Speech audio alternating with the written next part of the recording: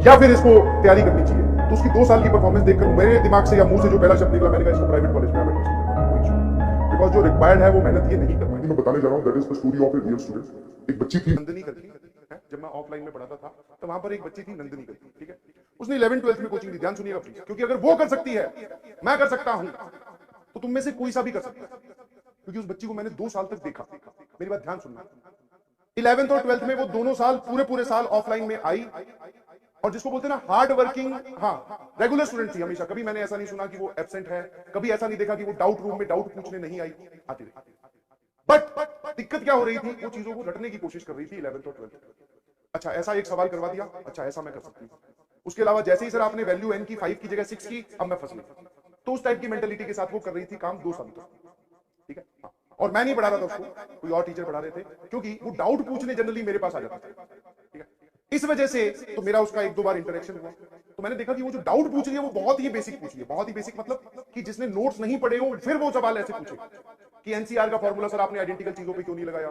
ये तो बहुत बेसिक है, एनसीआर का फॉर्मूला आइडेंटिकल पे नहीं लगता, समझ में आया? तो मैंने उन 2 सालों में भी उसको ये बोला कि बेटा नोट्स पढ़ाई करो, नोट्स को बार बार रिवाइज करो, नोट्स पे ध्यान दो, आप सवालों की तरफ मत भागे, पहले आपको अपने कॉन्सेप्ट क्लियर करने होंगे, आपको पता होना चाहिए कि ये वाली चीज यहां लगती है और ये वाली चीज यहां नहीं लगती है विद लॉजिक, तभी आप आगे सवालों पे जा सकते हो। आपको अभी पता ही नहीं है कि क्या करना है और आप लगे हुए हो तो जवाब गलत ही आएगा, और अगर सही आ रहा है तो आपका तुक्का फिट बैठ रहा है, और तुक्के के बेसिस पर जेईई मेंस और एडवांस क्लियर होता मैंने तो आज तक कभी नहीं देखा, समझ में आया? तो वो 2 साल तक रही, कोई रिजल्ट नहीं आया, रैंक भी लाखों में आई।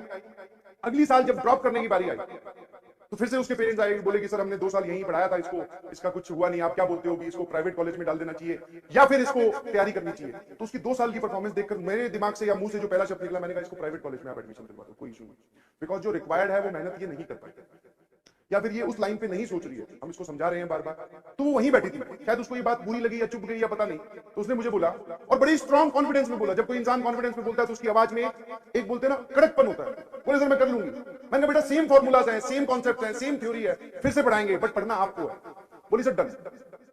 और उसने मेरे को सीरियस होकर पूछा कि what is the change that you want to see in me, मतलब आप क्या चाहते हो कि मैं इस तरीके से पढ़ूं, जैसा आप बोल दोगे वैसा ही करूं। मैंने कहा ठीक है, जैसा सबको ज्ञान दिया जाता है वैसा भी उसको दिया, बट मेरे दिमाग में 100% डाउट था। मैंने तो उसके पेरेंट्स को भी बोला, मैं मत आप ड्रॉप करवाइए, इसको बढ़िया किसी प्राइवेट कॉलेज में एडमिशन दिलवा दो।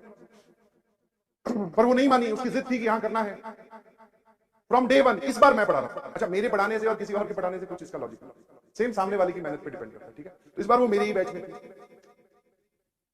तो अब मुझे पता था कि ये डाउट जब पूछेगी तो मैं इसको तुरंत नोट्स पे ले जा सकता हूं। इसने ऐसे पूछा कि सर ये वाला सवाल नहीं सॉल्व हुआ, तो मैं तुरंत बोलूंगा कि तेरे से वो वाला सवाल सॉल्व हुआ था क्लास में, समझ में आया था? बोले हाँ सर, तो ये वही तो सवाल है, बस डाटा ही तो चेंज किया, समझ में आया? तो वो through out the session hard working रही, क्योंकि वो हार्ड वर्किंग और सिंसियर पहले भी थी, ठीक है। क्लास ना मिस करना, रेगुलरली आना, नोट्स बनाना, ये सब आदतें उसमें पहले भी थी। अब सिर्फ उसने एक छोटा सा चेंज किया, दैट इज कि अपनी नोट में लिखी हुई बातों को सीरियसली समझकर फिर सवालों पे जाना, दिमाग बंद करके सवालों पे जाना नहीं। अच्छा हाँ सर पढ़ लिया चलो सवाल करते हैं, नहीं जी, इससे तो आप डीमोटिवेट होंगे। समझ पा रहे हो नहीं समझ पा रहे, है ना? और जब मैंने बोला कि बेटा अब आप ध्यान रखना पूरे साल में आपको सिर्फ एक ही चीज करनी है कि नोट्स का जो भी मैं बात पूछूं, हटाओ सवालों को, बोर्ड्स को, मतलब ये मॉड्यूल के सवाल बाद में पूछूंगा। मैं जब ये पूछ लूं कि बेटा वहां पर वो सवाल करवाया था उसका लॉजिक क्या है वो क्लियर होना चाहिए, बोले सर डन, आप पूछ लीजिए। और शुरू के 10-15 दिन में उसकी 2-3 बार मुझसे मुलाकात हुई इसी सेशन को लेकर, और उसे 2-3 बार पूछा मैंने, 1-2 बार अटकी हुई, और उसको समझ में आ गया कि ये मास्टर तब तक नहीं छोड़ेगा जब तक मैं नोट्स ढंग से ना पढ़ूं। समझ में आएगी नहीं? और फिर उसको ये बात खुद अपने आप समझ में आ गई कि अगर हमारे पास हमारे नोट्स में लिखी हुई एक एक बात हमें क्लियर हो और हमारे नोट्स सटीक तरीके से बने हुए हो, तो अगर कहीं से रैंक आ सकती है, कहीं से भगवान के दर्शन हो सकते हैं, कहीं से आईआईटी जेईई में जाने का रास्ता खुलता है, तो वो नोट्स ही है। खूब मेहनत की, खूब पढ़ाई की, लॉजिकली जब आपको एक बार लगने लगता है, आप एक बार वो चीज पकड़ लेते हो कि अच्छा इस पे ये नहीं करना था, ये करना था, इसका कारण ये है, तो आपको मजा आने लगता है। समझ में? आपको फिर मजा आने लगता है, हाँ यार इस बार मैंने सोच लिया, अगली बार और सोच लूंगा।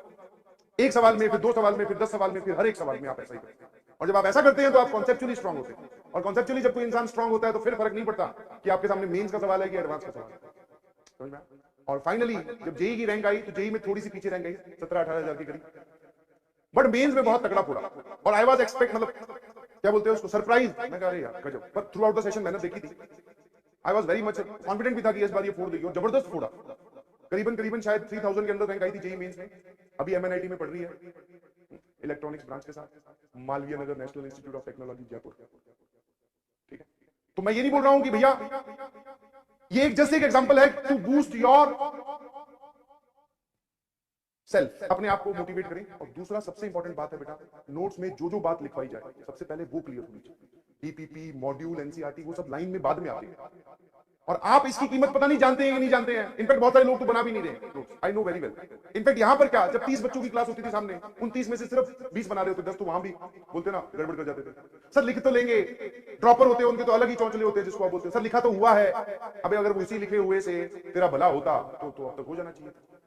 तो please be consistent in class. Class में बोली हुई हर एक छोटी से छोटी बात, कोई भी आपको अगर कोई नई चीज समझ में आए तो ऐसे नहीं बोला जा रहा है कि ऐसे बनाकर इसके अंदर लिखो, क्योंकि यही चीज है जो आपको बार बार कॉन्सेप्चुअली स्ट्रांग बनाएगी। You got this? समझ में? और आपके नोट्स अगर वैसे ही हैं जैसे मैंने यहां छपवा रखे हैं तो उससे भी कोई फायदा नहीं है, क्योंकि जितने ज्यादा इस टाइप के बादल आपकी कॉपी में बने हुए होंगे उतनी चीजें आपने खुद सीखी क्लास में पढ़कर, और वो आपने वहां लिख दी ताकि हमें याद रहे एंड तक। समझ में?